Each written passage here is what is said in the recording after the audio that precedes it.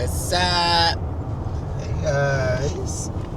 We're back again. In the words of Alyssa Edwards. All these motherfuckers is Mainland. Yep.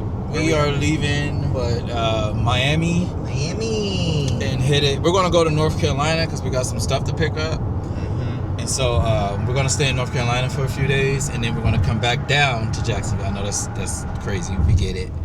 But we got to go back to North Carolina because we got to get some stuff. And then a lot of our shit is in storage. Yeah, we got, well, not a lot. We only got like 4 boxes and some. Really? Yeah. Okay. He says boxes, America. These are like the totes, like large totes. It's my military boxes that I've had it's over like the years. 4, and they're all fully stuffed. So it's a lot of stuff. Not junk, but because remember when we moved out the house, we threw away like 90% of the stuff we don't need. America, I didn't say it was junk. I said it's a lot. You just said junk. Because it's only 4 boxes. He feels it's not a lot of stuff. These boxes are fully stuffed. It's like with military things. memorabilia, awards, and stuff like that. Like stuff you just can't throw away. You know what I mean? That you don't want to throw away. Because if I wanted to, we would have thrown it away. Because when we left North Carolina originally, we had like a garage full of those boxes, and we went down from I had like 8 of those boxes to 4 boxes. And then I had my 1. Yeah, he had the lone one that he had, and so we got rid of a lot of stuff and got like just a very, very small little storage, and we got to go back to get some stuff out of it, and then come back down to Jacksonville and wait for the vehicle to get here, and then we're gonna peace out and start heading west. But last night was a good night. We were just so excited to have the dogs, to make sure that like I said, if you have pets, that's always the most important thing. Pets and kids, when we have that, to get them to where they need to go, especially but I would say we use Ebenezer. Ebenezer. That's biblical, isn't it? Though that's like a Don't actually. I don't read the Spanish Bible. But yes, they are A1 compared to the business that we used the first time bringing them here. Nothing on them, but it's just that with Ebenezer, they are actually there with the dogs.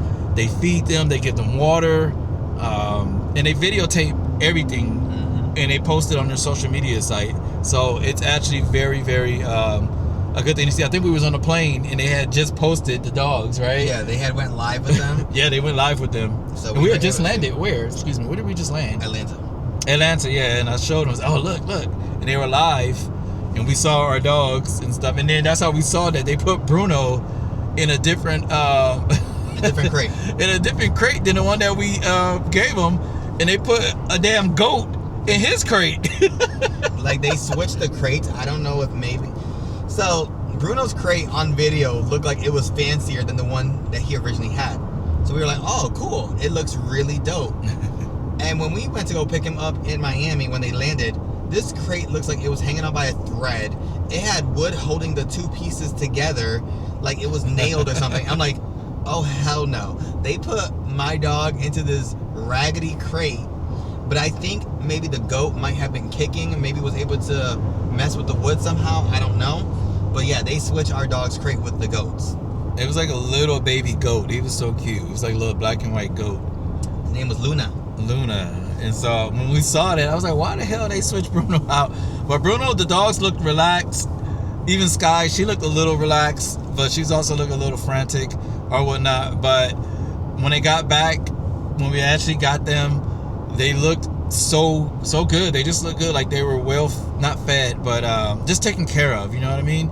Like the first time we did it, we had to be there. We had to just ship them out, and they had no one to let them out. Yeah, no one to let them out, no one to feed them the food. Because you leave like a little bag of food in a bottle of water. When we got them back, the bag of food and the water was still there. So that means to tell me they didn't feed them, they didn't give them any water, which is probably why when we got them arriving to Puerto Rico, they looked a little deranged, and they looked like death was knocking at their door. So I was the one who went to go pick them up from Puerto Rico's port. Yeah, they looked nothing like they looked yesterday. Like they looked literally like death was at their door. Like their eyes were so bug-eyed, the tongues were sticking out. They had zero energy. Like Sky was laying down. Usually when she sees one of us, she automatically jumps up and gets excited. She had no movement in her. I was over here thinking my dogs were almost about to die. Coming back, they had so much energy. Like, if we figure out how to put a clip in from the Ebenezer Facebook thing, we will add it in so you guys can see. They were so energized. They were ready for us to take them out the crate. They were so excited to see us. Yeah, Ebenezer is an amazing pet shipping company. And they go all over the world, too. Your pet. They ship pets all over the world. And we let them have our crates. Like, hey, you guys can have these. We don't need them. Like I said, there was like, what, 1, 2, 3, like 4 other dogs or whatnot. And well, you had our dogs. Well, in Miami. Yeah, in Miami when they landed. Because when we were in Atlanta, there were about like 10 to 12 dogs in that live video originally, besides just ours. Yeah. And they go through Amerijet, which is who we use to get them here, to get them to Puerto Rico. And so it's just like, yeah, when we saw them, they looked just so much better and happier. And I'm just glad that they made it safely. And they were happy to see us. They jumped all over us. Yeah, like I said, we'll add the video when we got them. So it was just good to see. But they're right here. Oh, yeah. Knocked out. Bruno's knocked out. Sky's knocked out.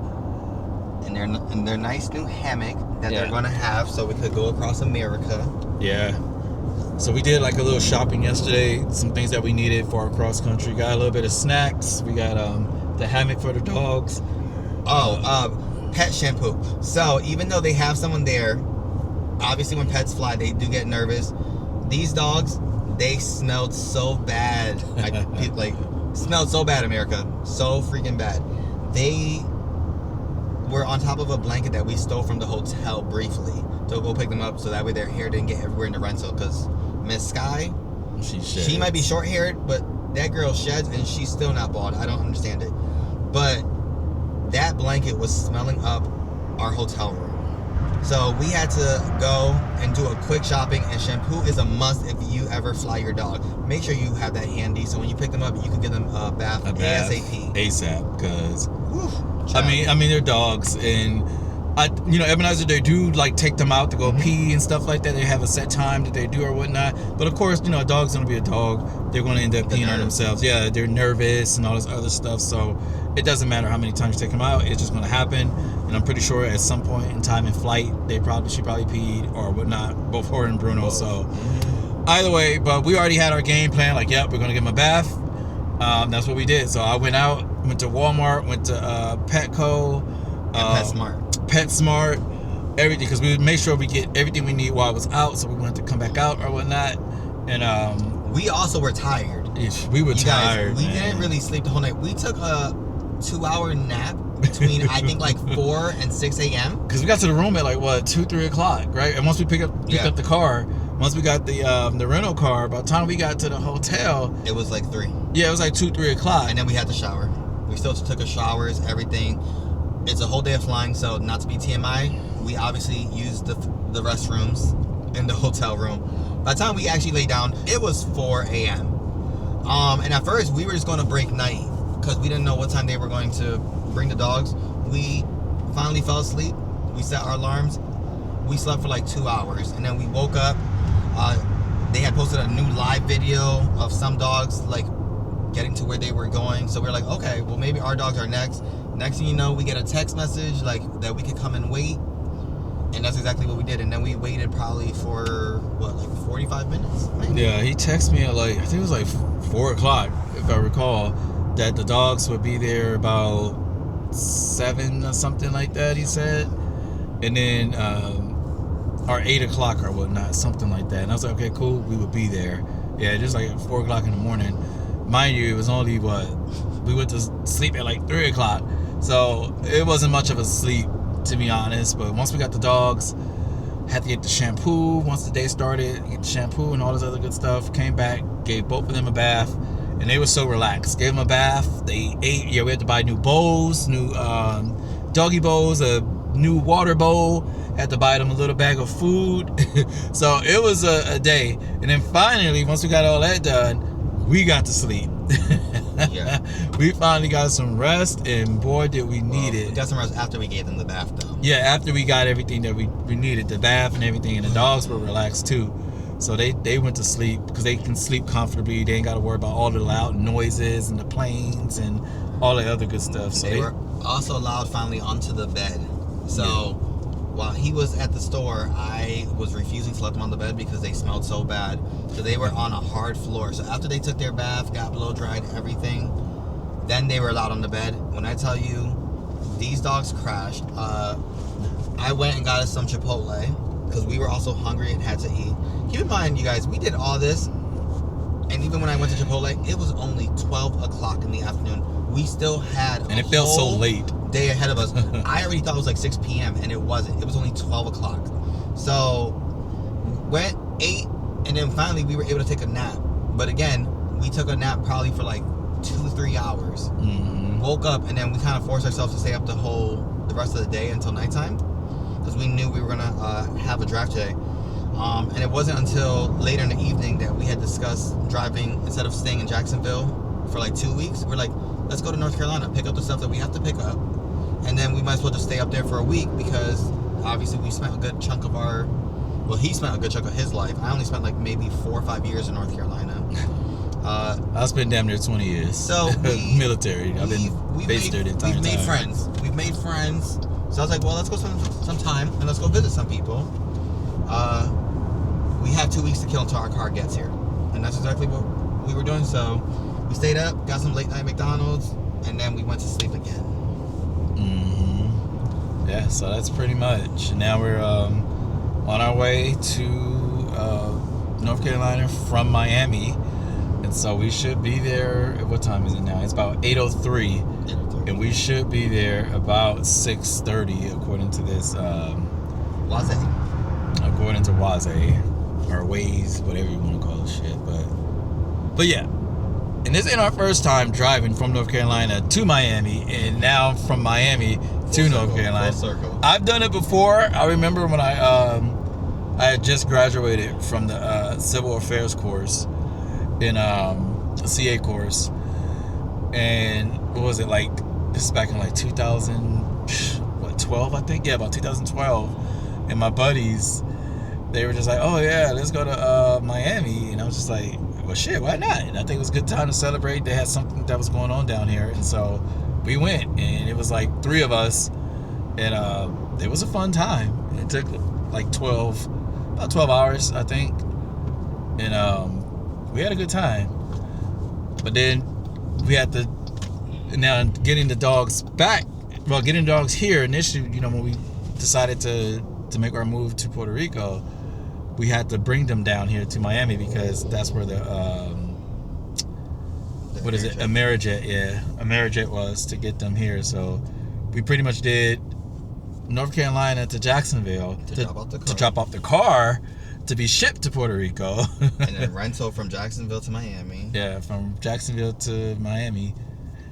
And then but yeah. So it's like we're full circle doing this shit all over again. But now we're doing the opposite. Now we picked up the dogs from Miami. We have a rental to Jacksonville, and then that's where we'll get the car. And then from Jacksonville, technically we're going out west, but we're taking this rental to North Carolina. So it literally is like the way we started our move to Puerto Rico is how we pretty much ended our move back to the States. All right, pretty much.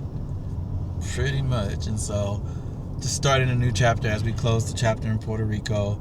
And it was fun living in Puerto Rico. Like, the weather was always beautiful, of course. But the last 3 weeks, it was rainy and shit. Like, month or two. But it was funny because, like, when we tried to drop off the car the first time, it was all rainy and muggy and muddy out there and everything. It was just like, it probably just wasn't meant to be. But the day that we dropped it off and it got accepted the second time, right. It was beautiful, sunny, birds are chirping, mosquitoes out tearing your asses up. You could hear grandma singing on the balconies. Like, it was... Like, it was meant to be. But it would have been nice if we would have got it the first time, because actually this week, 19th, actually yesterday would have been the day that we would have been able to pick up our vehicle if it would have got shipped initially on the day it was supposed to, the 9th, I think it was, of February, initial date. But shit happens for a reason. So, it's all good. We're not tripping. But we finally got everything together, and we're finally here. one big happy family. Thank You you. got ourselves, we got our babies are here. And so they are the most important thing. Like, it ain't about us. It's about these two. Like, exactly. If you have babies, like fur babies, then you understand what we're saying. Sky mean mugging. She always mean mugging. You mean mugging, Sky? Sky said, get that damn camera out my face. He's knocked out. Yeah, Bruno's out. Bruno is knocked out. But see, we want to make sure that they're comfy, and that's why we had got the little hammock thingy to make sure that they're good. Because it's always about making sure that they're comfy. Because we know that just that last few hours, the last 48, 72 hours of them has just been a little bit uncomfortable. I remember, when we left our apartment, when they came and actually picked them up, the Ebenezer, Sky was flipping out when they put her in the van. Right, they put the crate in the van, and she was just flipping out. Like, I felt so bad for her. And I was like, oh gosh, this is gonna be rough. But I think they thought we were abandoning them. Well, dogs always think that once you drop them off or this and that, they've been abandoned or something. And you just gotta be careful, especially with Bruno. Like I said, he's 13, and so his little mindset, but my baby's a fighter, so both of them are fighters. Even though this big crybaby right here, she's a love bug. She's a love bug, not a fighter. No, not a bit. She would try to befriend a crocodile if I let her. That would be the last friend she makes. A robber. All you need is a cookie and you good. But that's why we're going to get our gun, because we need it. No, but no, we were always just concerned about them. But we worked it out with Ebenezer, because we was having some issues at first, because it was like, oh, you guys got to be here at this time, and we're looking at flights, and we like, none of these flights are going to work for us. So you got to do one or two things, like, y'all got to come here and pick the dogs up, because they was going to pick them up at 4 o'clock initially, right? 4 o'clock. Originally, they told us we couldn't find a flight after 5. Yeah, after 5. And then the day before, we're like, oh, well, we were looking at tickets. We just want to make sure what time for us to leave. And then she changed it from after 5 to after 9. But then telling us that if we were not at the port to pick up the dogs in Miami, that we would get fined a penalty because they're not allowed to leave the dogs by themselves. And I'm like, okay, that does not work with the time frames that you're giving us then. You want us to fly after 9, but you want us there before 5 a.m. Like, that, it doesn't work. And then I think she, in her mind, thought that as soon as they pick up the dogs, somehow we can teleport to Miami. I think she thought we just get on a plane from our apartment complex and leave. I'm like, excuse me. I was like, ma'am, we still have an hour drive from where you're picking the dogs up to the airport. Yeah, San Juan. Then we still have to go through TSA, and we have to go through bag checks, and we're dropping off 5 large bags. That's going to take some time. And TSA actually, surprisingly, was actually packed when we got there. It was busy. It was mad busy. And we caught traffic in San Juan. Yeah, heading to the airport. Yeah. So, literally, as we're driving, I'm like, see, and this is why we had this discussion with her. So finally, she went from, well, we could get the dogs at 2 if that's better for you. I'm like, yes, that would be way better, because then what you're asking us to do, we can do. Because if you pick them up at 2, we could get to the airport by 3:30, go through bag check, TSA, and our flight that we can see doesn't leave till 6:37. Mm-hmm. And keep in mind, America, there were only 4 flights leaving that day after 5, and none of them were leaving after 9. They were leaving between 6:30 and 8 o'clock. But she was telling us we couldn't buy tickets till after 9, but we got to be there before 5. If not, we get penalized. Right. So, thank God everything worked out the way it was. And they actually came at 2 o'clock. Like, it was perfect timing, because the property manager came. He did his inspection of the apartment. And then they came right on time to pick up the dogs. And then we jetted out to freaking San Juan to head towards the airport. And when I tell you, the airport was busy. Like, trying to drive through, to turn in our vehicle, everything was busy. So it all worked out, and I'm so glad that they worked with us and picked the dogs up at 2 instead of 4 o'clock. And they were punctual. Yes, because it just was not going to work. It was not going to work if we would have waited till 4 o'clock to pick them up. We would have been rushed. Probably wouldn't have made our flight, because TSA, it was packed. It was packed. I was like, where's everybody going? We were in that line for an hour. Yeah, it was packed. It was like, Maybe not an hour. I'm lying. Maybe about like 30 minutes. 30, 45 minutes. Yeah. But it was slow, but then it started moving, picking up a little bit. But it was a lot of people. Like when you walk into the airport, you know, you see, first thing you see is TSA, that big ass line. And it was just, I was like, God damn. Mm-hmm. But then not only that, you also have to go through the little, the USDA inspection leaving the island. You have to go through that. You got to, the agriculture, USDA agriculture. You have to scan your bags through this little conveyor belt, and they got to make sure you're not taking anything. You're not, or like, you know, like the kogi frogs, anything native seeds, to the island. Yeah, I believe sand, seeds from fruits and things like that that are native to like our island. Yeah, they inspect your bag for it, and they will take that crap out. Yes, like things that you're not allowed to take, they will not let you take. Yes. Like things that's just not adaptable here in the States, you know. So that's why they have that, the USDA agriculture you have to go through. And you know, but also, why would we want some of our treasures getting out of Puerto Rico and coming to the States? Like that is why you go to Puerto Rico to visit. We don't, so they're not letting that up. And I personally can respect that. I mean, it's just some things people will try to take. Like, a lot of islands and countries actually do stuff like that though too. Oh yeah, absolutely. They will not let you take things that are from the island like that. So, can't really be too mad. No, but it was a hassle, but we made it through. That was the quickest line we went to. And then he, usually, but sometimes I've been there and the line was long. If you guys would have saw me, I was sweating. Yeah, he was sweating because he was pushing 4 bags, two in each hand. Like we have big ass suitcases, y'all. So the lightest suitcase, it was like 50 something. In my book bag, I have the heavy tags. One was 78, one was 70. There's like both the same around. Like 74. I think one was 72. One of them was 62, and one I think was 55, and those were the 2 smaller ones. But keep in mind, those 2 smaller ones were fully packed. You couldn't fit nothing else in it. I mean, we stuffed them bags, y'all. Stuffed is understatement. Not stuffed, but we folded them, everything, make sure our shit was nice, but it was heavy. Listen, I grew up in a military household for the most part. My parents didn't play that whole just throw it in a suitcase and go. I know how to organize a suitcase very well, how to maneuver pieces around. It's like playing Tetris, but I be rocking the hell out of it. Let me just tell y'all. Like, we fit everything, like our life in Puerto Rico, into 5 suitcases. Yeah. But my husband is recovering, you guys, from foot surgery. He cannot be pushing this much weight on his foot still. He can walk, thank the Lord. I gave him 1 large suitcase, and then he had his carry-on. I was not going to let him re-injure his foot or nothing trying to push these heavy suitcases. So I'm pushing it. Keep in mind, I am shorter than my husband.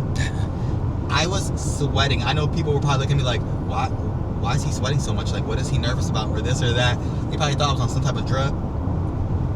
You know, but yeah, it was. I mean, that ain't shit. When we got here when we got to Miami, trying to get to the freaking the rental car place, holy shit! It's like a mile or 2 down. You have to. Oh my god, trying to get to the rental car place in Miami is no joke. No joke, because especially I feel bad, especially if for people who are handicapped or elderly people, because you're walking around the entire freaking airport to get to the rental car place. And you know, most places like in LA, I know that they have like the shuttles that go to because they're outside the airport, but they got like just one main hub where you go to the car rental places. But in Miami, no. Not at Miami International, no. It's like you have to walk. I tried to tell him he needed to get one of those carts, but he's like, nah, I got it. Get one of those carts. Because he was dragging them. I mean, it was a workout. Okay. I said I got it because by the time he said, let's get one of the carts, we were already by door 13. And the way they make it seem is you just have to take the elevator across from door 8. That's all the sign says. Take elevator across from door 8. By the time he suggested it, I had already pushed it from door 24 to door 13. I only had 5 more doors to get through. I was like, no, we're good because we're almost there. At least in my mind, I thought we were almost there. Right. Then when we get to door 8, it says take elevator to floor 3. Okay, cool. As soon as we get off the elevator, the car rental place has to be right there. That's what the sign says. No. We get off of the elevator, and next thing you know, there's signs that say car rental this way. This takes us through a carpeted area, which is harder for suitcases to roll on. And I'm trying to do this with 4. And I'm talking about, these are like, it felt like New York City blocks. And we had to take like 3 of them that kept curving. Somehow, we end up in a parking lot because that's where it's taking us to. Yes. Then we had to, like, you guys know, navigate to the parking lot. You guys know a parking lot is like 4 walls, right? We had to pretty much walk 3 of them. Then we took another hallway inside a different building. And then finally, we had to walk down a corridor, turn left, walk down that corridor, just to get on their fucking train to go to the car rental place. To get on a train, it takes you way down there. It takes like, what, 10 minutes At least the stop is finally the car rental place. But you have to walk all that. It's a hell of a before walk, you man. get to the car rental place. What kind of shit is that? I was so pissed. And then I lost him. He got ahead of me in the parking lot. By the time I went the wrong way. By the time I got into the building, I guess he didn't understand what the lady told him. He went a different way. She told me to turn left to go to the train. I guess he kept walking straight. America, when I got to that train area and he was nowhere to be seen, I thought this dude jumped onto a train and left me. I was so pissed. Have you ever had an argument in your head where you are cursing out the love of your life? Because you cussed me out, I didn't do nothing. I was like, I know that he did not jump on a train and leave me when I'm pushing 4 freaking bags that altogether equal like 300 pounds. Meanwhile, I only weigh like 170. I'm pushing almost twice my weight, and he jumped on a train and left me. In my head, I am cursing this man out. And then I see him turn around the corner. I'm like, oh, okay. But I told him that I cussed him out in my head because I was so pissed that he left. I just started laughing. And then we I was like, I went the wrong way. Like the way, like I couldn't see the signs that said go left or whatnot. So I just kept going straight. I kept going straight, and I saw these other people. They was going, but I think they were going like on this international flight or whatnot. So I just kept going straight. I was mad. Until finally, I kind of low-key came to like a dead end, and I saw these elevators to the right. I was like, okay, this is not right. So I turned back around, and then went back towards where we were, and then made the right, and then kept going, and then finally I saw him, and then he saw me. And as soon as he got close to me, I was like, I thought you left me. I like, thought no, you I got lost. Oh my God, America, I was heated. And I think that heat was making me sweat even more. That's how pissed off I was, thinking that he really jumped onto this train and left me. And I'm looking at my phone like, I don't have no missed calls from him. He hasn't. I'm like, he really just does not care about me right now. I'm like, how dare him jump on the train without me? It wasn't my fault, y'all. I went the wrong way. We cracked because they doing construction. They was doing construction in there. Like you could tell, it's like at least it looks brand new to me, but it looked good. Oh my God, because that shit was insanity. Like, oh, we were cracking it. They need to put like little shuttles in the inside to take people in there or something. Because that shit was a hell of a walk, man. Especially from where we came from. It was a hell of a walk. And I was just like, nah. But we made it. We went through it. And we got this rental car. I will say about this rental car, what we got? What is this? So this is a Jeep Wagoneer. A Jeep Wagoneer. And it's actually very nice. Kind of like an Expedition a little bit. Mm-hmm. But the thing is, this car is fucking filthy. Like dirty. And we got it from Alamo. And it's filthy. It's dirty. Mm-hmm. And the inside is dusty. There's like gum and shit on the little pocket thingies. Like they did not clean this vehicle at all. They did not. And my thing is, once we turn this in, I'm gonna let them know. Because when we went, you gotta understand, I know y'all probably go, well, why the hell you didn't, inspect it before you guys left? We did, at least the outside of it. And then it was very dark in the inside. And mind you, it's 2 in the morning. And we're fucking dead sleeping, just ready to get to bed to try to get some type of sleep before we gotta get up in like what felt like 2 hours to go get our dogs. And so we were just tired. But when we actually woke up and looked, and I said, "Babe, this car is filthy." there was like this nasty like gum and candy and just trash and just all type of shit in the inside. It looks like the car was turned back in, and then they just put it on the lot to be rented again. Right. Like they didn't even clean it from the last person to us. That's what this car feels like. And like we noticed some of it while we were waiting for the dogs in the morning, because obviously we had nothing but time to look at the car finally. Yeah. But then when the dogs got here, he actually sat in the back with them to kind of calm them down, because if not, they would be trying to jump over the seats, and we still didn't have the hammock at that point or anything. So he sat back there with them. And that's when he spotted the candy wrappers and all this other stuff. It was just disgusting. I was just like, these nasty motherfuckers. Like, most rental places usually clean their cars before they rent them out to someone. They clean them. This was not clean at all. Because if I would have known that, we probably would have got a different car. But they probably all look the same. Possibly. They probably all do, but we don't know. You know what I'm saying? But we definitely probably would have picked another vehicle. But this was just disgusting. I was like, holy shit, man. Holy shit. But besides the cleanliness of it, we chose it too because I went from a Jeep Compass to a Jeep Wrangler. I love the Jeep family. When we first moved to Puerto Rico, I had rented a Jeep Grand Cherokee with the 3 rows. And that was so large. I was able to fit both dog crates fully like built with the dogs plus 2 suitcases. And I had so much space still left over. So I'm a fan of the Jeep family. I mean, I've been in it for some years now. So I stand by them. So, like, when we were deciding to rent a car, he had asked me, what kind of car do you think we need? And I literally was like, we need an 8-seater car. Like, we need for 8 people. And he literally asked me, are you sure? And I was like, we have 5 large bags and 2 dogs. And, like, the way I had it envisioned, the way that we were going to set them up was with this hammock and have the bag all for our suitcases. So when I saw the Jeep Wagoneer, because I am Team Jeep, I love the Jeep family, I was like, that's the car we need. Also, I know how big the Grand Cherokee was, so I knew the Wagoneer was going to be even larger.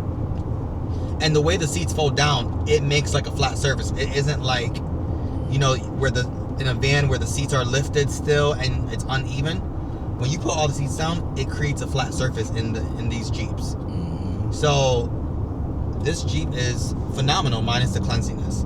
It rides smooth. It's large as hell. We literally have the hammock with the 2 dogs in the middle row, and all 5 of our large suitcases are all the way in the back, and none of them are on top of each other.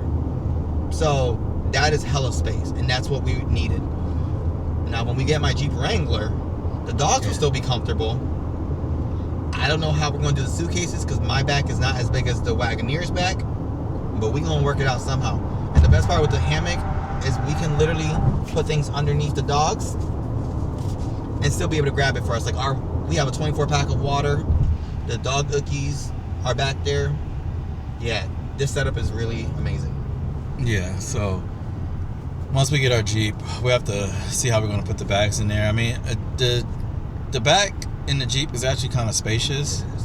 It's just that we got some big bags, and so we just have to stuff, you know, probably put the largest one at the bottom, and then probably just have to kind of like stack them maybe.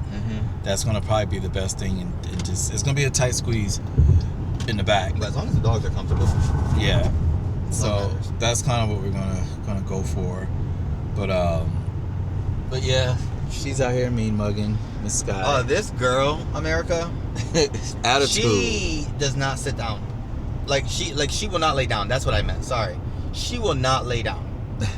That girl, since I got her at 10 weeks old, she turned 9 on February 15th, so she's officially a 9-year-old. She mean mugging. I don't care if she mean mugging. She's been mean mugging since she was 10 weeks old. Anytime I go on a car ride, she is the co-pilot that you want. She has always kept me awake. Like, whenever I would feel tired on a car ride, she would put her head on my shoulder. That is how me and her have always traveled. I'm no longer her main human. I am now the spare human because she lived with him for a few years. While I had Harriet, because we were both in the military. Right, we both military. He was Navy. They had him up in Maryland. Well, you started off in Maryland, Bethesda, Maryland, Walter Reed. And I was still here at Fort Bragg, and then so I used to drive up every weekend, from North Carolina to freaking Maryland. We was trade off. to visit. That's my husband. So I was like, yeah, I gotta see him. I gotta be there every weekend, just about. And then, so what we end up doing was the dogs. We had 3 at that time. We had 3. We had our black lab, and she's crossed the Rainbow Bridge, and she went to go live with him because Harriet was always like a singular dog. Like, she's always had Bruno. Her and Bruno been together since they were 6 months, but she ain't mess with him like that. Like, she was independent. Yeah, Harriet was like always the independent one. She was a black lab. She's a strong black woman, and so she was. That's why we call her Harriet, not after Harriet Tubman, but after Harriet Winslow. Harriet Winslow was a strong black woman. So I called her Harriet, and plus she was hairy, and so I was like Harriet. So we called her Harriet. Her original name was Ariat, named after a boot. Named after a boot company, because I had got her from my medic.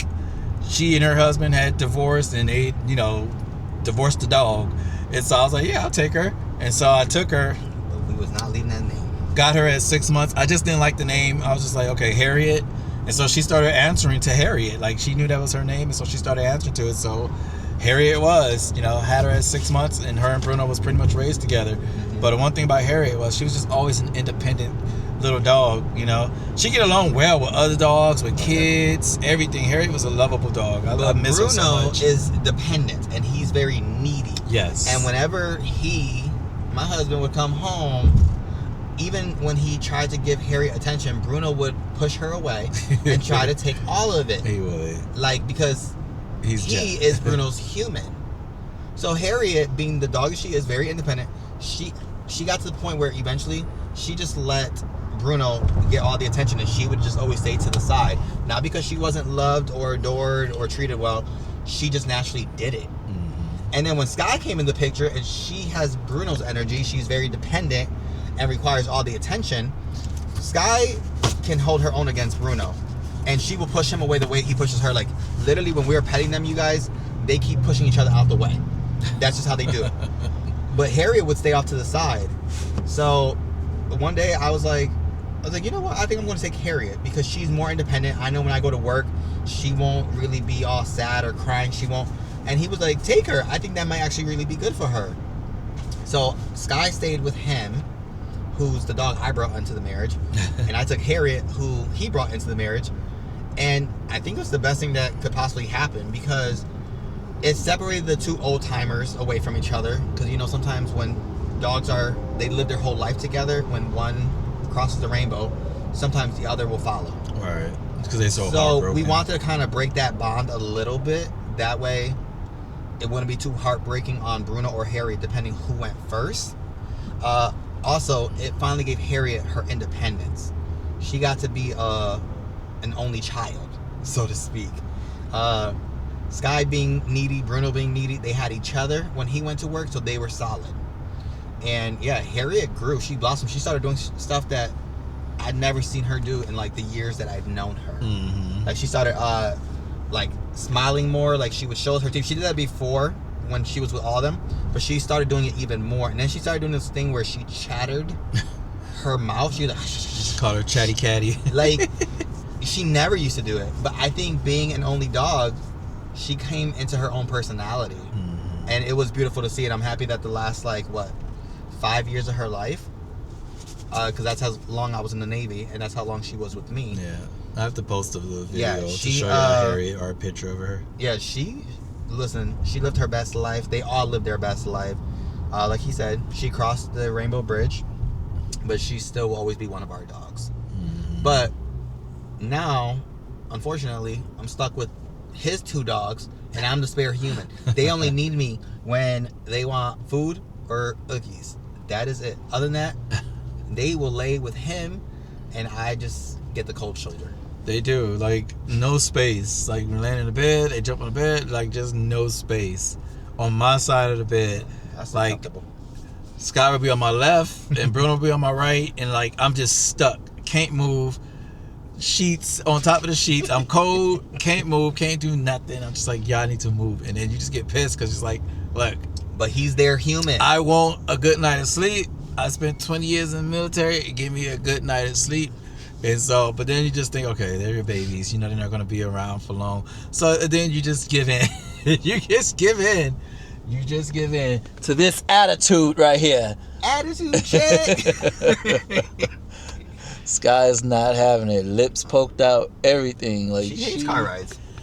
She's just so much, but that's my love bug. I call her love bug. She'd be ready to go, and then because she is such a lovely dog who gives nothing but love, and she's just funny. Sky is funny. Her and her little attitude, but no, y'all. So that's how I raised her. Yeah. I raised her to be a love bug. I didn't know, because everyone was gonna be afraid of her regardless, because she a big dog. I wanted everyone to know that she is the biggest cuddle bug. She really is. She is. Yeah, I raised her to be a lover, not a fighter, like me. Once you get to know her and she gets around you, she will be around you consistently. But when they say dogs mimic their owners, it is the truest statement. She's a love bug. Because she's a huge love bug, but she gives attitude when needed, just like me. She will say what she gotta say, just like me. She don't hold nothing back. And she'll fight if she got to, but she usually don't. And then Bruno is literally like him. Just unpredictable. An attitude filled. Unmedicated. Don't take no shit. Like attitude all the goddamn time. Mad at everybody. Ready to fight at a moment's notice.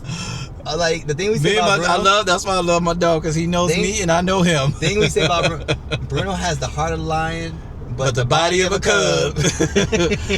Heart of a lion, body of a cub. That's what I say. A heart of a lion and a body of a cub. Because Bruno do not give a damn. I remember we didn't took this dog to the damn dog park German Shepherd, and got in a fight with a damn German Shepherd. Yeah. And Bruno is not a big dog. He is not a big dog. 55 pounds, y'all. 55 pounds. He's a boxer terrier mix.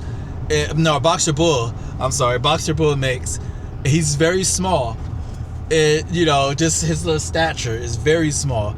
But that motherfucker, he can take on the world. He's like his owner. He bites first and then asks questions after. Hey, you come for me, I'm gonna come for you. Like no one comes for him. Well, I'm the type, yo. No one comes for him, y'all. He just bites. I shoot first and ask questions later. Fuck that. Like I'm like, oh, I'm sorry.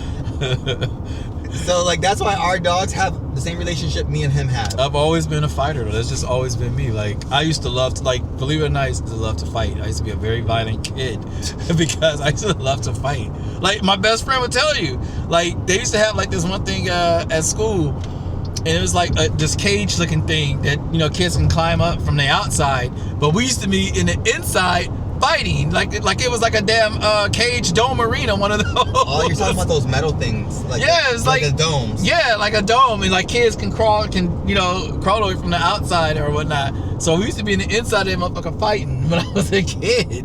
And my best friend would tell. I know my best friend since I was like 7 or 8 years old. It's my brother. We still talk to this day, and so. We used to be in there fighting. I used to love to fight, but as I got older, I was like, fighting's not worth it. So, have to woosah every now and then. That's why I say, 20 years in the military, you really, really have to take a mental break from everything. And coming to Puerto Rico was that for me. It's like I told my husband, I was like, look, we need to just get away. Like I said, we was gonna go to Canada, and then I was like, it's too fucking cold. And then so originally have survived in Canada. He said California. I was like, nah, somewhere else. And then he said, well, what about Puerto Rico? And I said, that sounds good. I said, you know what, Puerto Rico it is, because I was actually studying to get the citizenship for Canada. And so you got to take this test or whatnot, the CELPIP test, CELPIP. You have to take that test. And so I was studying for that. I had a date and everything to take it. Mm-hmm. It was in Jacksonville, I think, right? I had to come down to take the test. It was actually in Jacksonville. Yeah, I think it's Jacksonville. He had the hotel room already booked. And I think I paid for the test too, everything. The test was like $200. And then we canceled all of it a week before. So here's the thing, you guys. I'm from Hartford, Connecticut. I am from a cold state. I am used to snowstorms and blizzards and things of that nature. I can handle cold. He is from the sunny side of Los Angeles, California. He cannot handle the cold. And the few times that we have gone back to Connecticut during the winter, he is the type to be like, oh, it's cold. It's cold. So I was okay with Canada. Canada seems dope. But then thinking about him and his healing journey and everything, I was like, he's not going to be able to handle the cold. And the cold sometimes is not good for the bones and the body. Let's just be honest, because you're always so tight trying to stay warm. Like, it's not going to be healing in my mind. At least not for him. So I was like, babe, you can't handle the cold the way I can handle the cold. I was like, I don't think Canada might be the best thing. I've never lived on the West Coast and always wanted to go. That's why I joined the Navy, hoping I would get to go to the West Coast. I'm an East Coast born and raised, dude. And him being West Coast, he was like, no, I don't really want to go back West. I mean, that's true, but at the same time, I've been, acclimated, I guess you can say is the word, to the East Coast. Because I've been here, mind you, I left for the military at 19. So I left in 2005, and I've pretty much been on the East Coast for the past 20 years. On the past 20 years, I've pretty much been at Fort Bragg in North Carolina. That's pretty much all I've been. I did a stint in Georgia. I've been to Korea. I went to Afghanistan. But as far as where I've been living, where based out of, pretty much it's been East Coast. So I've become acclimated to the weather and stuff like that. So the cold, North Carolina have like a cold spell every now and then. But if you know anything about North Carolina, you can go through all 4 seasons in one day sometimes. And plus a tornado every now and then. So I was used to it. But Canada, like, it seemed nice and all this other stuff. We was doing our research, and I was just like, I started to back off of it like the last minute. And then he brought up Puerto Rico, and I was like, you know what? That sounds doable. Because my mom is from the island. It's a good way for me to get back, well, more in touch with my roots. Not back, because I've never left. But more in touch with my roots. See where my mom actually got to grow up and see why she loves her island so much. And we went, right? Then we go to with your auntie, right? Yeah, where my mom lived. Yep. And that was the basis for me. But then also thinking about my husband, because when you're married, it's not just about you. You have to think of your partner. Puerto Rico was going to be healing. My mom usually leaves Connecticut in the winter to go to Puerto Rico. I think a lot of Puerto Ricans because of the fact the cold, like I said, it's hard on her muscles, like her body. She just, she's always in pain. So going to somewhere like Puerto Rico is naturally healing. The sun on your body, the warmth on your, your skin, your bones, like it's healing. So I felt he needed that. I felt he needed like that type of healing. So I threw out Puerto Rico, and to my surprise, because I had threw out Puerto Rico a few months earlier, and he shot it down. I was like, no. Like, he was like, hell no. So I threw it out again, and to my surprise, he was like, you know what? Let's do it. And because you don't need a green card, you don't need to go through all this stuff like Canada, you can literally just pick up from the States and go to Puerto Rico. It made the decision easier because it wasn't going to be too much of a hassle. And you know what? It's been no regrets. I got to show him where my mom is from. Shout out to San Lorenzo, Puerto Rico. I got to show him, literally, the house is no longer there, but the foundation, my great uncle still lives there. He's like in his 90s. That's when they stopped by, right? Yeah, my Tío Paco. So he still lives there. We went to go visit my aunt because she has her home right next to my uncle's. Because the way the property and land work is it goes by family. It gets passed down through your family. So my aunt has a house there. My Tío Paco lives right next to her. And because he never had kids, when he, crosses the rainbow himself, that will get passed on probably to like a family member. Will be able to purchase it from like the next line, which would be my mom's immediate family. That's how my aunt got the house that she's technically in, because Tío Paco's mom passed away. So right next to them is my Titi Mayra and my Tío Junior. They have their house because that used to be the guest house to my grandfather's home. And then when he passed away, my Tío Junior was able to move into there. And then the foundation to my grandfather's home, where my mom and all her sisters and her brother grew up, was right there, and I got to show him all that. But also seeing where my mom is from, my mom is from, how you say in Spanish, El Campo. She is from the campsite, y'all. Like country, nothing but trees and greenery and beautiful. Like one-way roads where you got to beep the horn when you're going up to make sure oncoming car can hear you so you don't crash. It's not. It's not a one-way road. It's a one-way road. It is a two-way road, but it's only one lane. If that makes sense. So when you're going up a hill and you can't see the cars coming, You gotta beep, beep, you beep the horn to let people know that you're coming up the hill, and then they could pull off to the side of whatever little road is there, and vice versa. And then once you get towards the top of the mountain, it kind of spreads a little bit, but not much. No, but it was a good experience to go down there and just see different parts. That's why I'd say there's so many different parts, other beautiful parts to Puerto Rico than just San Juan. But of course, when people vacation, you go to San Juan or whatnot. But you want to go for the party, right? To see his family's, home, his mother's home, childhood home area and stuff like that, where she grew up, it's just amazing. And not only that, his auntie had cooked for us, which we wasn't expecting. No, she cooked a buffet. I mean, she cooked a whole meal, y'all. She made chicken. She made what's those? We had tostones, the fried plantains, which are really good. Called tostones. Homemade. She made chicken. She made arroz con gandules, which is yellow rice with pigeon peas in English. Then freshly grown avocados from the backyard. Oh my God! Which, hold on, some of the best avocados I've ever had in my life. She gave him like 4 to take home, and I took them home and I ate them. Oh, they were good. They were good. Like it just felt so like you just felt love, and that's what family makes you do. And to see his auntie do that for us was just a wonderful thing. You know what I mean? For him, it's new, you guys. I grew up with this. That's how my family is. My family I'm an extension of them. I'll just put it like that. We are a very loving family. We are a close-knit family. Like, we are family-oriented. Even, he says how amazing it was to kind of see where my mom was from, his mother-in-law. It was amazing for me to see, because I now understand why I am so outdoorsy, and why growing up, my mom did so much stuff with her family, and we did so many things outdoors, like whether it was going to the lake, going to the beaches, going to parks, doing all this outdoor stuff. Like, it makes sense. My mom, growing up, lived in a very, countryside area. The things that they did to have fun were hide and seek, climbing trees, climbing them for the fruits or whatever, or just to climb them. Like, they played outdoors.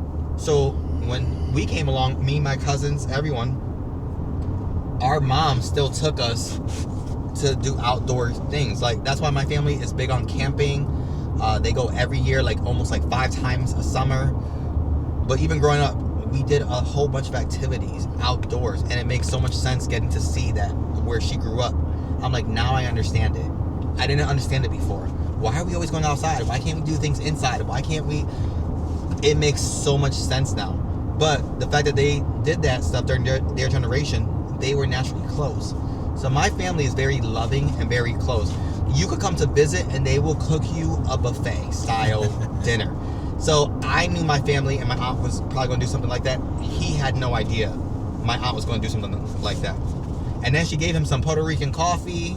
Yeah, which we brought with us. Which we have. So now we just got to get a coffee maker and make it. But yeah, my family raised us, like me and all my cousins, to be giving people. And I think, through marriage, he got to see that. Because technically I'm his second marriage, y'all. Mm-hmm. But even when we first met, he was like, my ex would never do anything like this. And then I did it. And it's not just me. I don't try to show up no one. I don't compete with no one. Like, I've always been that way. It's just how I was raised. Like, you just give. Like, you give without expecting anything in return. That's how it should be. Mm. And for him, that was a whole different thing. So, yeah, it was nice being able to see his mother's and his family's home of where they were raised as kids and stuff like that. So it was beautiful. It was really, really fun, and it wasn't a bad drive at all. I mean, even if it was, I was like, come on, you're in Puerto Rico, and so seeing all the scenery and everything else, and that's why I say Puerto Rico. Every time I went, it was just always a peaceful, quiet. It just felt like a healing experience every time that I've gone to Puerto Rico. And then so when he said it, should we go live here? I thought about it. I said, you know what? I think now would be a good time to actually do it, to go down there. And we did it, you know.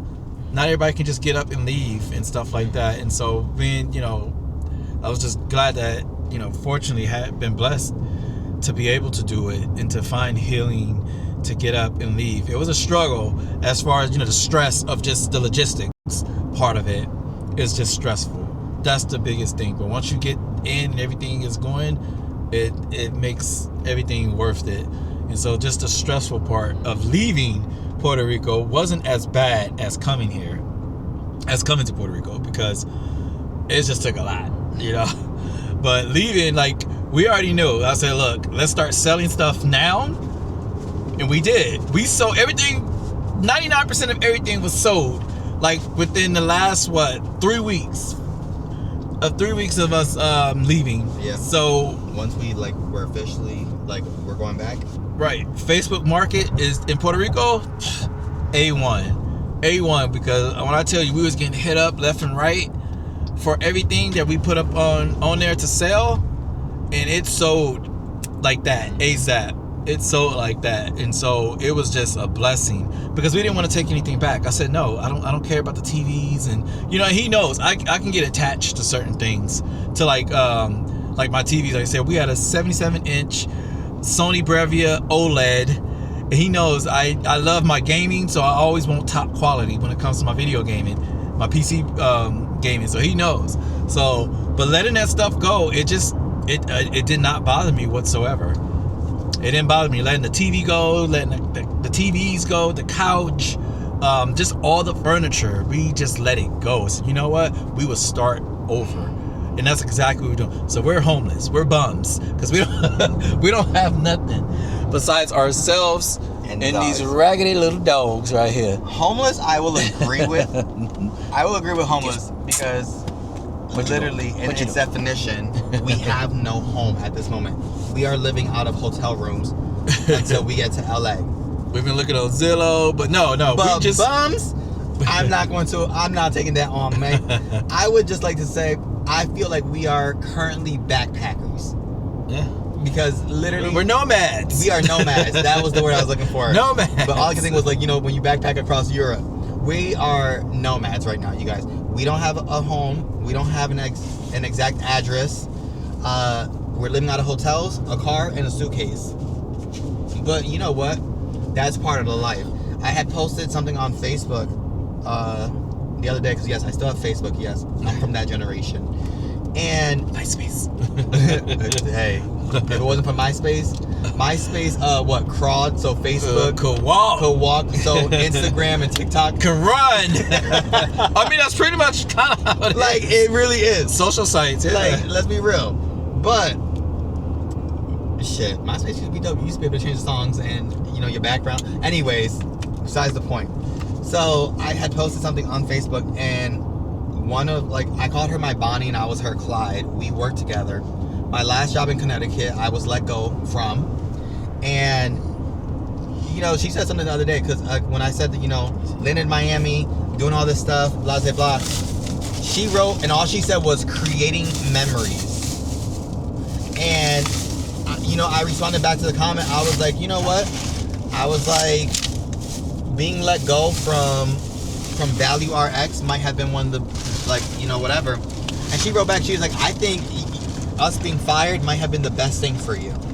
She's like, because without it, you pretty much wouldn't be creating all the memories that you're currently creating. Right. Sorry, y'all. He's going through a bag all of a sudden as we're filming. Snacks. Like, you want to take a break?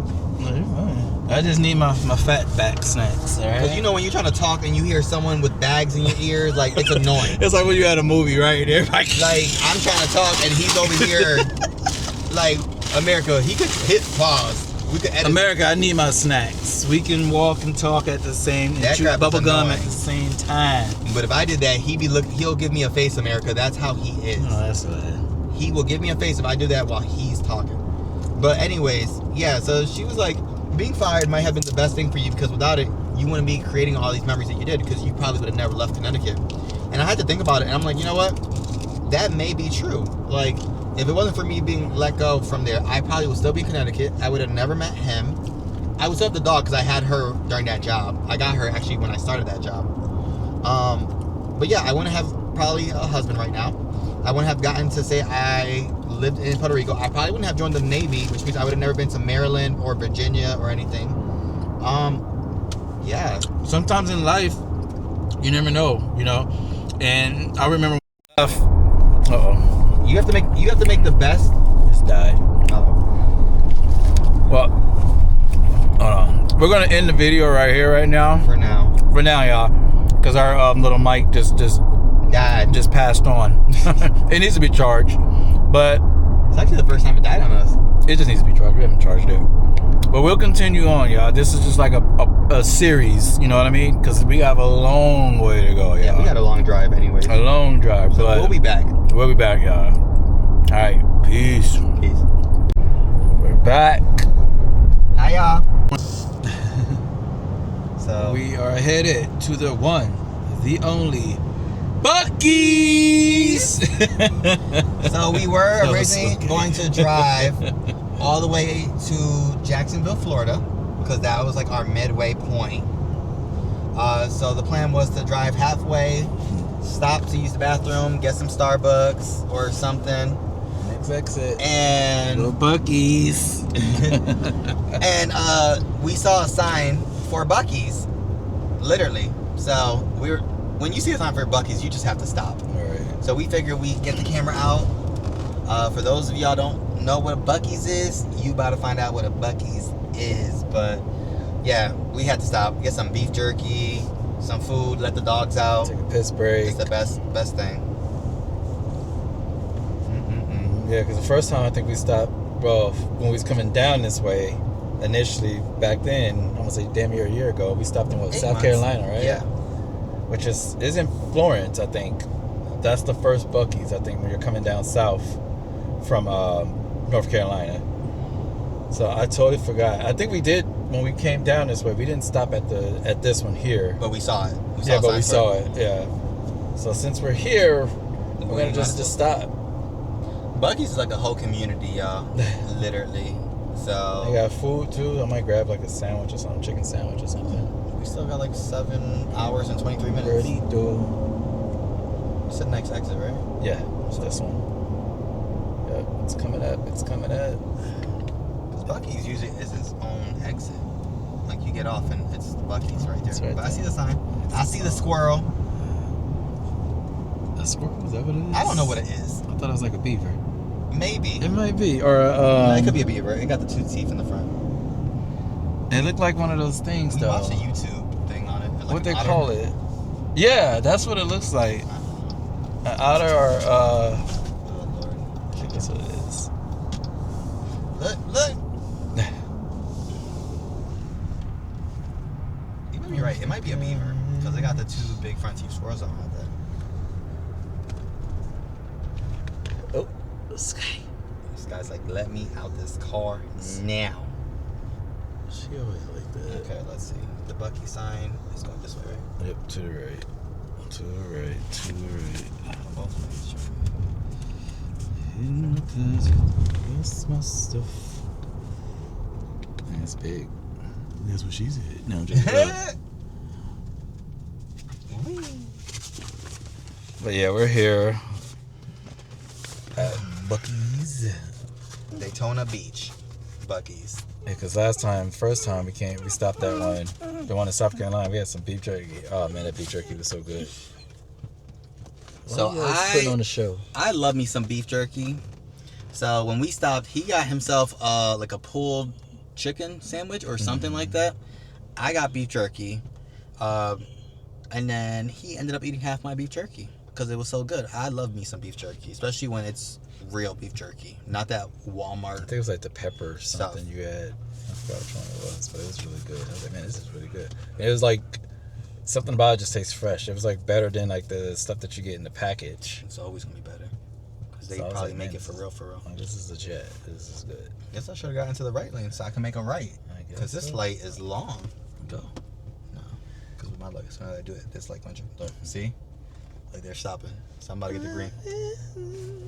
No, you know what? We're not in no rush. Sky is going to Becky. Ah! She likes you. Your cold nose. Her nose is always cold. Want a blankie? You want a Buc-ee's blankie? Buc-ee's blankie. You know what? It's so convenient too because we jump right back right there. What you doing, brother? You okay, baby? Oh man. I'm gonna say, what the fuck is going on? They ready to get out, and then it's right across the street from a huge outlet. What's happening? There's a lot of stores there. I don't think we've ever come to Daytona. No. The only time I ever have seen Daytona in anything was the first Bring It On, because they came down to Daytona Beach for the cheer competition. The who? Remember the first Bring It On? Oh, I was like, the what? They were in Daytona Beach for their first cheerleading the competition at the end. Damn, how many years ago was that movie? 2000, I think. Shit. I feel, if I'm mistaken, it was 2000. That's crazy. And then they make like 3 of them? They made a few. No, there's like 5 or 6. You're a wigger. Oh, that was technically that was like number 4, I think.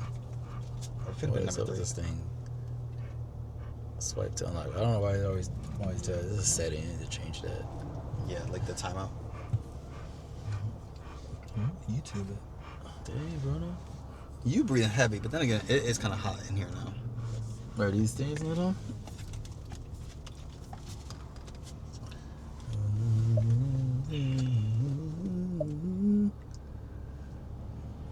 Hey.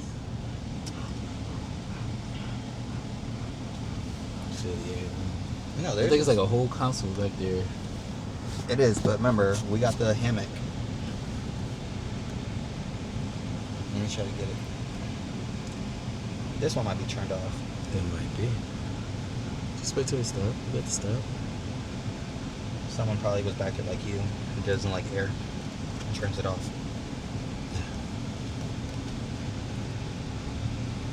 Ugh.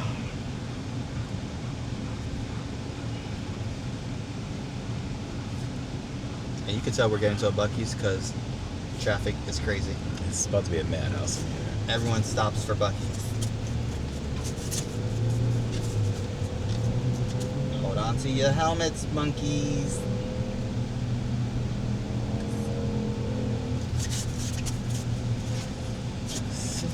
Stonewood.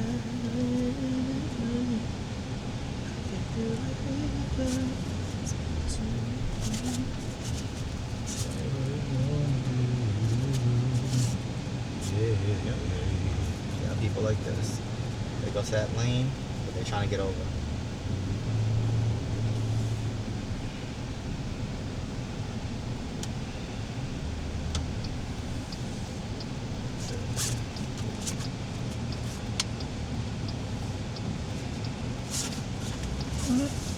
It's okay, Sky. It's okay. It's okay. It's okay.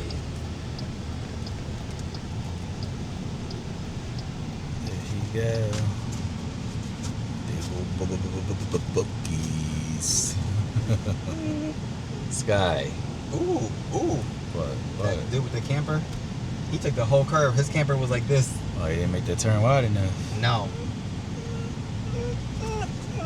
Get some gas too. We half a tank. Yeah, we're exactly at half.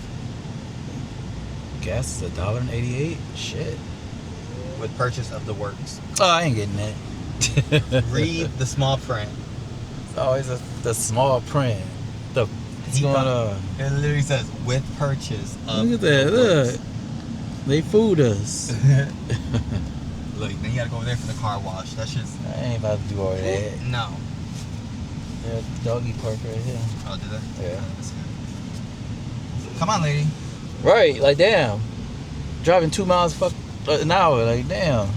No, you can save 2 miles.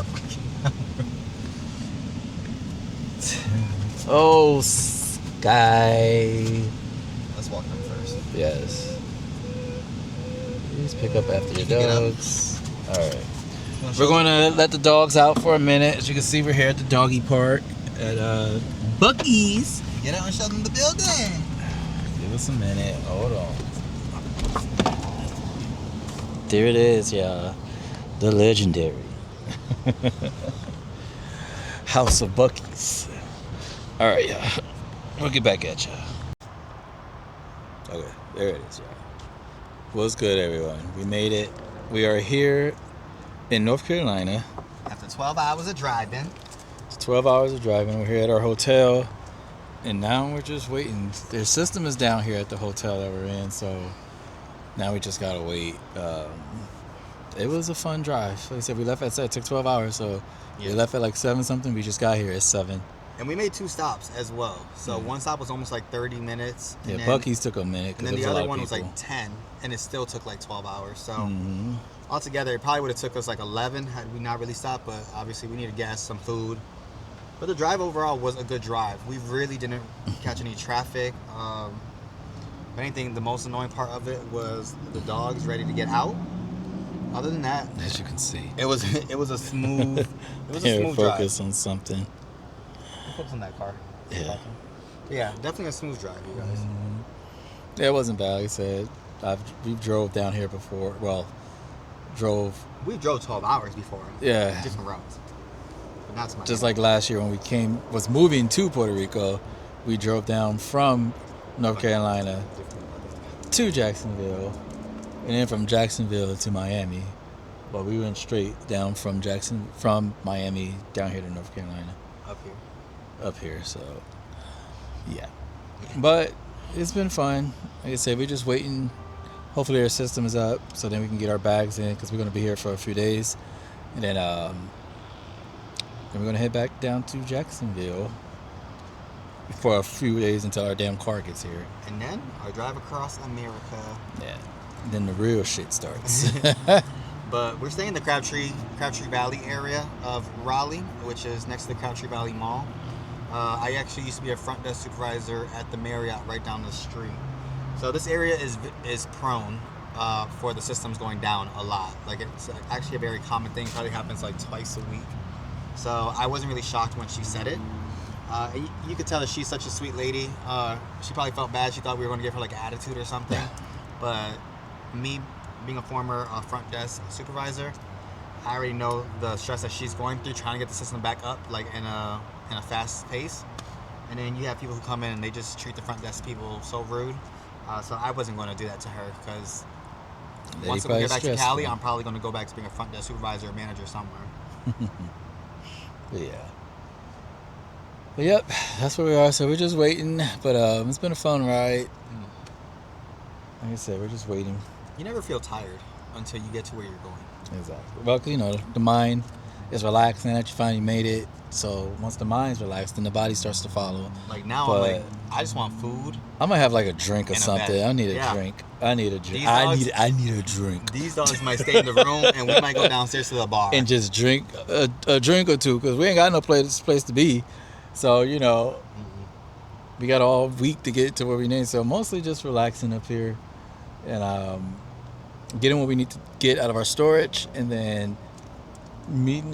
He's gonna link up with some of his old workers and stuff, and just see how everybody's doing who's still around here. So I would stop by my my old Army buddies in their offices, but I'm good. I'm not going on. Hell no, I'm not going on post. I'm not going back to Fort Bragg. No, I'm good. I am good. I would if I still had access. I'm not. No, I would go. No. That's why we have FaceTime and Signal and all other shit. We can contact each other there. But the difference between you and me. Exactly. Because I'm gonna hang out with my friends. What is it? When I come into areas. Get it. Should we go check? Yeah. So we're gonna go check and see if the hotel is ready yet, and then we'll let you guys know when we get back in the room. All right. Peace.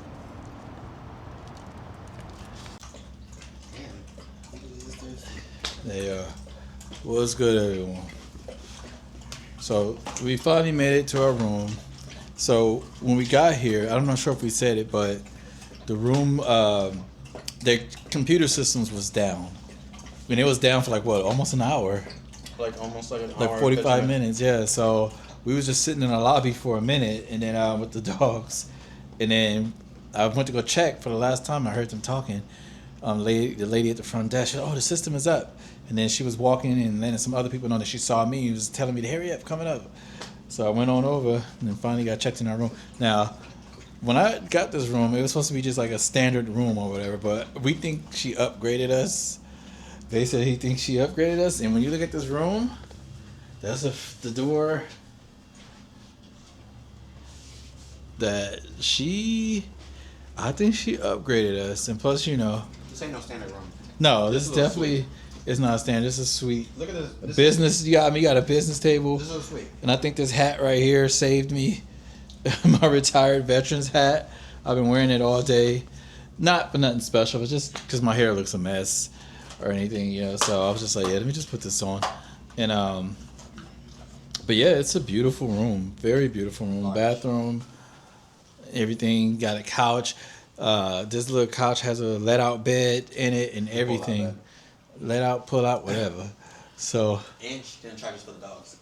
Yep. Now that's the thing. I don't know if she did or didn't, but I know she didn't say nothing about the dogs. I mean, she might probably forgot about the dogs because she was so excited that the system was back on, so she can get deal with all the customers. Because I'm pretty sure everybody was pissed, like, what the f is taking so long? But it happens, you know. So. We probably were the customers who weren't giving her the most slack. We were so nice with her, like, no, it's fine. Don't. Right. So I mean, it's possible, but she didn't say anything about the dogs. Because they charge, what is it, $75 per? It's a $75 non-refundable deposit for the dogs, not per. And you're allowed 2 dogs in your room, up to 75 pounds each. And we didn't get charged not one bit. Right, and these are needy dogs. So we walk, you know, once we got settled, I'm telling you, having all these damn bags. Did you just jump up there? He did, and his foot missed. He went like this. He went running, and he said like this. He went to go jump, and his foot was like. But this one was so that he was able to climb up. Look at him. Oh, look at this guy. But yeah, once we give him some love, so he can shut up. But we got 5 big ass bags. I'm telling y'all, it's when I tell you the way we packed of what we had left. We did what we had to do. So we had to get all these bags. And they should fit in the Jeep. It's just a matter of how we stack them. We have to do some stacking and stuff, but it should fit in the Jeep with the dogs in the back. I mean, with these in the back and the dogs in the back seat or whatnot. But yeah, you got this big ass bag. But yeah, man, so this is the room. And we can see our car from here, which is good. Let me see, what's the view? I mean, What you doing? It's dark right now, but you can see out. That's a good camera. You can see my old hotel right there. You see the red M? Mm-hmm. That's my Marriott that I used to work at. That's where he used to work. Mm-hmm. Yeah, that's his old stomping grounds over there. He's been reaching out to some of his old employees who he became really good friends with. Some 11 years away. Some of them no longer work there. A lot of them don't work there. Ah, this guy. What? Quit licking the camera. Stop jumping before you hurt yourself. Bruno. They're not sleeping on the bed. No, hell no, they're not sleeping on the bed. They got a whole let-out bed right here in this couch that we gonna let out for their asses. But as usual, they're gonna try to jump in our bed in the middle of the night, acting like they just freezing cold. We got this beautiful little throw blanket from Buc-ee's. From Buc-ee's, we look. What does it say? It says Some bunny. Did some bunny say Buc-ee's? That's cute. It is actually cute. Very pastel. Cause she has to have a blanket. She has to have a blanket at night. Cause she just get freezing cold, and then she get hot, and then like cold. Yeah, then like 20 minutes later, she's ready to get back underneath the blankets. She does this thing in the middle of the night every single night that she's been doing since she was a damn puppy, since he's had her. Are you trying to say I raised her this way? Yeah, you did. And her nose. Here, right? Huh? We're not putting nothing in here? No. Okay, because their water bowl's going to go right into And then in the middle of the night, like, imagine a dog's cold nose against your neck. Her trying to wake you up with a cold nose. Mr. Bruno, he sleeps good at night. He'll toss and turn every now and then. But for the most part, Bruno's 13. He sleeps good at night. What you doing, Bruno? My old man, but he sleeps good. Ooh. You don't like that. I don't care what he like. He on my bed. He trying to bite me, not you. That's because you're his owner. But this is the room, y'all, and it's actually a really nice room. Definitely an upgrade. Yeah, this is definitely an upgrade, and we're gonna be here for a few days. We are here till Tuesday. Right, and it's a and then we just saw for our vehicle transport that it's actually on the vessel, and that originally from the date that was given to us, it was supposed to be here March 4th in Jacksonville, but they actually changed it, and it says it's going to be here. What did it say? The 26th. The 26th, which is amazing, you guys. The 26th, yeah. So it'll be off the vessel on the 23rd, and then on 26th it'll be available for us to pick up. So that's actually almost like damn near a week sooner than what was originally what it said. It's 6 days sooner, but the best part about it is we leave here on Tuesday, the 24th. Mm-hmm. So we'll get to Jacksonville on the 24th. Our rental is supposed to go back on the 25th, and we pick up our car on the 26th. Yep. So the timing actually kind of works out nicely. Exactly, and that was just checking it today because we just went to a little restaurant right the next hotel. Put some drinks. I need a drink. I'm stressed. I needed a little drink. 2 drinks. Yeah, I had 2 drinks. So it was, see, our usual spot is right across there, the Red Roof. We ain't too proud. The Red Roof. We not too proud. No, so we only stay at the Red Roof because it's convenient because of the dogs. And that's the thing. Most hotels nowadays charge a fucking arm and a leg for dogs. But the Red Roof, no, not so much. Now, we used that, when we had our other baby, Harriet, before she crossed the Rainbow Bridge, the Red Roof was ideal for us. What is wrong with you? The Red Roof, shut up, was ideal for us because they didn't have any issues with any dogs. But I'm really surprised that this hotel even allows dogs, to be honest with you, because I guess all the other they actually have a doggy park here too, so that's how you know they legit when it comes to dogs. They have a little dog, like 3 doggy parks. Well, I wouldn't say a doggy park because it's not fenced, but they have an area where your dogs can go and relieve themselves, or whatever. So that's actually pretty cool. But the Red Roof is usually our go-to. Now, the last Red Roof we stayed in was in Jacksonville.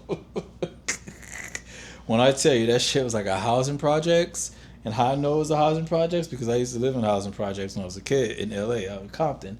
So it's just, I was like, yes, this is definitely a housing projects because the way it was set up, you could just tell, like the floors was all, like it was just messed up. It was kids running up and down the hallways. Even in the room, the floor is like dingy. And people just, you could tell people actually like stay there. Hey, yo, Tisha. Yeah, it was loud. It was loud. People out there smoking. They would come by the room at 2 a.m. Slamming doors. People out there just smoking weed, having a good old time. And this is in Jacksonville. And they had like, 2 Red Roofs in that area. Yeah. And so we ended, I guess, just pick. I ain't gonna say I guess you said we picked the wrong one. Me. I was driving. You.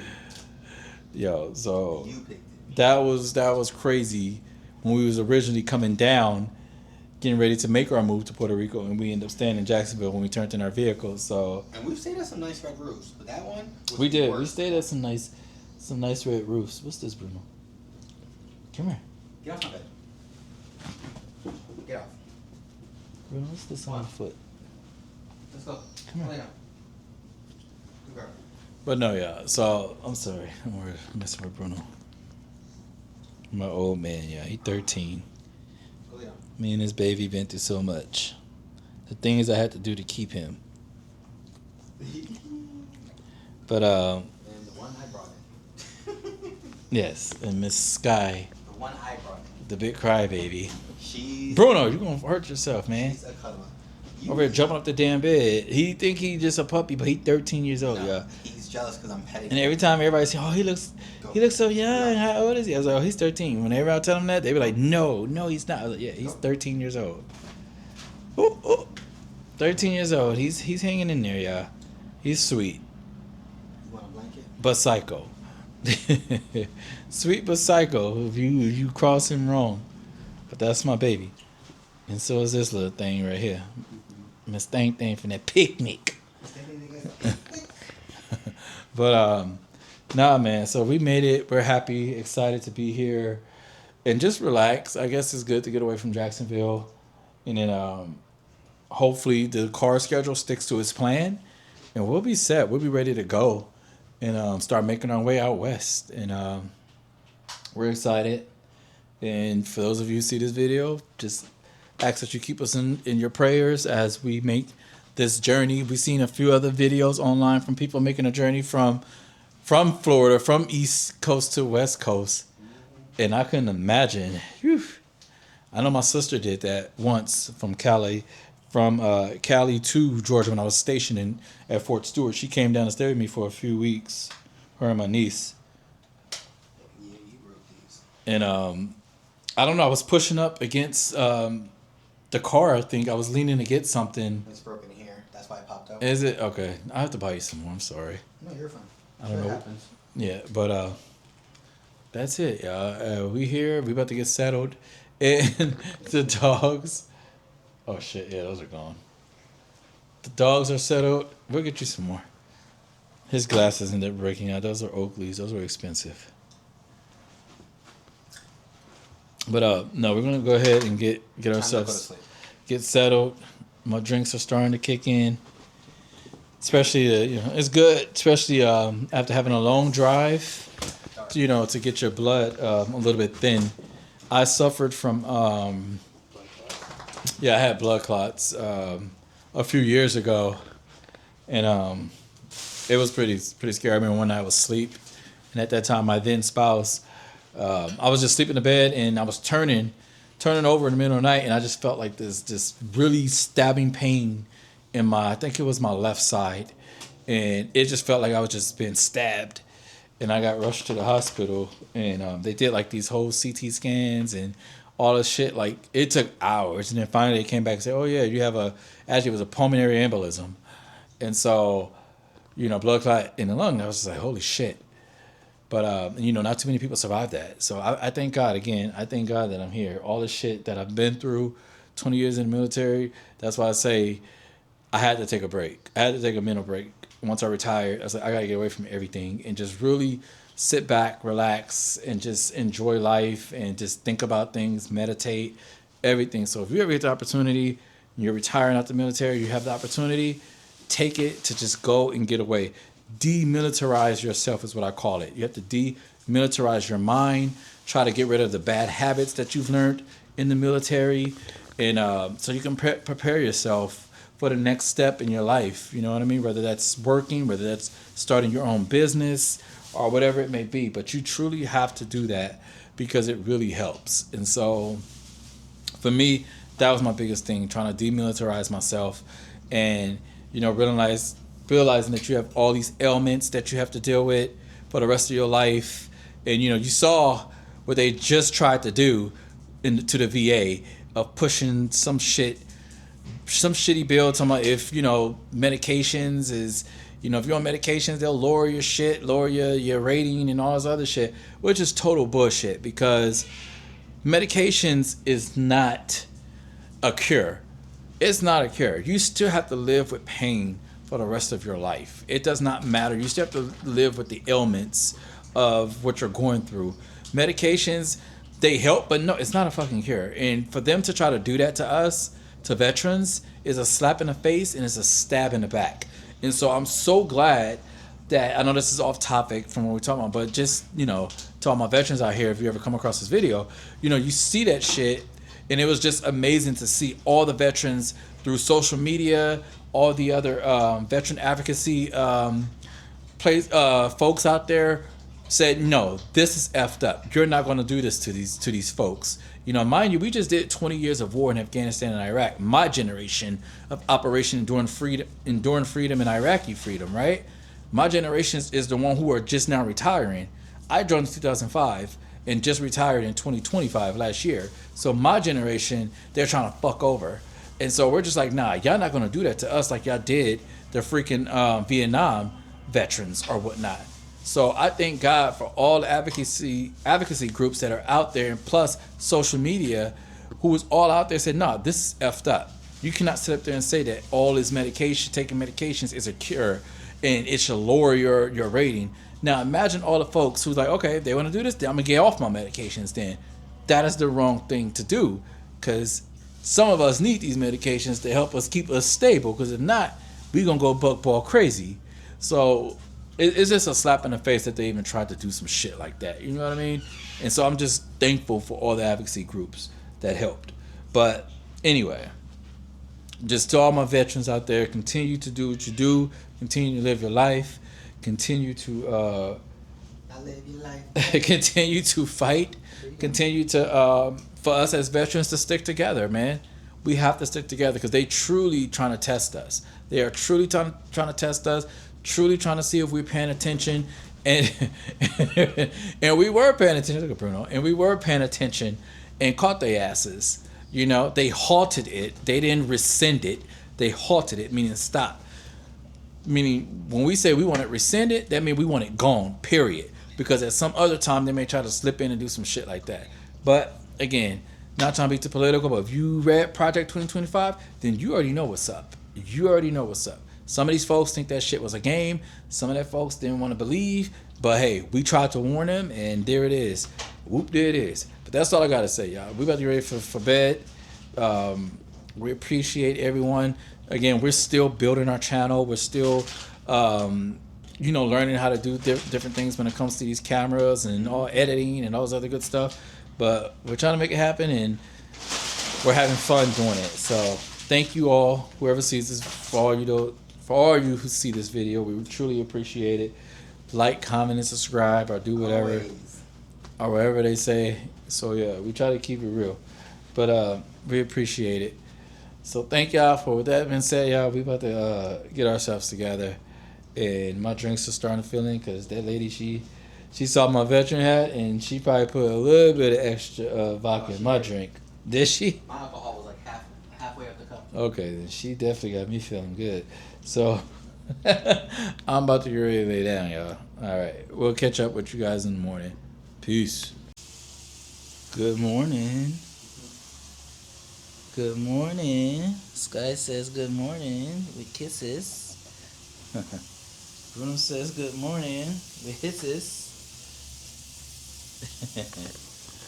What's good, everyone?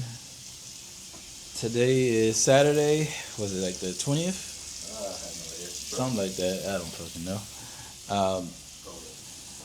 We're just getting up, showered and everything. It's about 11:05 right now. About 11:05. Actually, no. Today's Saturday, 21st. So yeah. So let's just go get some coffee and stuff. Relax a bit. Well, he's gonna stop by his old job and go see some of his old buddies or whatnot. I don't know what I'm gonna do. Probably come back and just chill with the dogs. I don't want to leave him here too long because they start barking and acting a damn fool. But I mean, if you want to go to one of those things today, stores today, just two birds, one stone. But then you want your games and stuff. Yeah, but you should know where those are. Those aren't in my thing. Those should have been left out. They were never put into a box. Sure. Sorry, guys. I'm still getting. Then we put them in a bag. We might have. All right, I'll stop by. Yeah, I'll stop by storage But then. that way, just knock it out. I guess I'm gonna need my backpack then. All right, backpack. But no, so we just gonna go get some stuff, take care of some stuff this morning. It is like very rainy and gloomy out here. Which is what it was like last week in Puerto Rico. Yeah. Like when we tried to drop our vehicle off, it was just like this, but it was actually raining, and we were miserable, pissed. Stuck in the rain, looking for numbers for engines. Exactly. So I got a notice today from the folks transportation for our vehicle that it was shipped, that it's sailing now. It should be here. It's set the 23rd, so in like 2 days. So that's like what, Monday or something like that. And then We'll take it. yeah, and then like 3 days after we can pick it up. But they were saying originally it was gonna be here like March 4th or some shit like that. So, but it kind of turned out in our favor. So once we leave here, then we'll go back down to Jacksonville, pick up the vehicle, and then we'll start making our way west. Who would have thought we'd have spent more time in Raleigh than Jacksonville? Yeah. So it kind of worked out in our favor. Hopefully it sticks to that. Hopefully no delays or anything, which, I mean, it's already selling. So you just gotta wait and see, let them process it, do what they gotta do, and then we picking up our vehicle, packing up our shit, and we're gonna start hitting west. Start hitting west. It's okay, Skay. She gets like this when we getting ready to leave. Like, these dogs are so crazy. Like, they know when we're leaving, and so they start. So crazy. Mine that crossed the rain was not like that. No, not Harriet. Harriet's like, y'all leaving? Okay, bye. Lock the door. Harriet like, okay, lock the door behind you. I'll see you when you get home. Harriet be like, finally, I've been waiting all morning for y'all to go. Because other than that, Harriet used to just pop up on the couch and be knocked out. Well, this one right here over here acting a fool. And she would be so knocked out, she would never hear us come back. Sky over here is just so somber and sad and mad. Yeah, you get the sad look. Yes, because she's cuckoo crazy. But no, so. Yeah, we ain't got much. Just relaxing while we out here. What you got on? Huh? Show them what you got on. He's acting like it is the dead of winter, y'all. It's February in the middle of. He got a coat, a hoodie. We're in the middle of February in North Carolina. And I've been here for years, almost 20 years, and I know how the weather is. When I walked the dogs this morning, it was very cold and it started raining. That shit is funny. And it started raining. Between someone who is raised in a hot state and someone who's raised in a cold state. He can say what he want. I don't give a damn. And plus, I'm not trying to get sick because we're going from hot to cold and then gonna go back to hot in Florida. So I'm not even trying. That's why I put a hoodie, long sweatshirt on. And plus, my hair like a mess because I ain't got no haircut. So there's that. But nah, Bruno, say hi. Say hi. Say hi to the camera, Bruno. It's my old man, y'all. 13. It's my baby. 13. I'm just a baby. I'm just a baby. And we cleaned up the room a little bit. Like, I don't like having things scattered. He does. Oh, he's talking junk? America, if he only had that same energy in our own personal house. I said what I said. I keep a clean house. I don't know what the hell you talking about. He brings mail in, he puts it right on the dining room table. He can't even make it look pretty. He got Spanish lesson cards on the table. See, we're putting in work. But we'll get back at you guys. I gotta get some stuff. Alrighty. Deuces.